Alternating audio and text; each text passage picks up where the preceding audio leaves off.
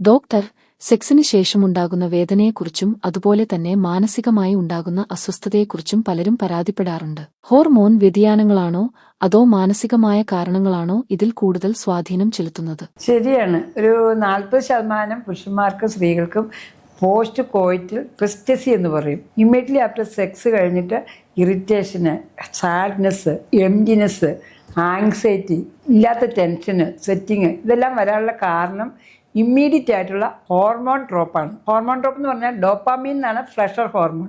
ആ ഡോപ്പാമീനും ഓക്സിറ്റോസിനും നമ്മുടെ ശരീരത്തിൽ പെട്ടെന്ന് അങ്ങോട്ട് സഡനായിട്ട് കുറയും.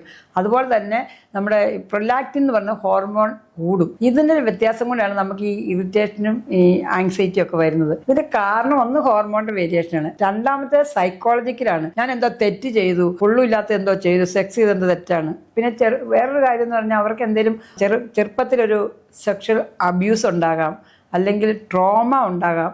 ഇങ്ങനെയുള്ളവർക്ക് അത് ഗിൽറ്റി ആയിട്ട് തോന്നും. അങ്ങനെ ആ കാരണങ്ങൾ കൊണ്ടും ഇതിങ്ങനെ ഉണ്ടാകാം. അപ്പം നമ്മൾ ഇതിന് എന്താണ് ട്രീറ്റ്മെൻറ്റ് എന്ന് ചോദിക്കുന്നത്, അവർക്ക് ആദ്യമേ നമ്മൾ മനസ്സിലാക്കി കൊടുക്കുക, it is a common thing, few minutes to few hours കഴിയുമ്പോൾ ഇതങ്ങ് മാറും.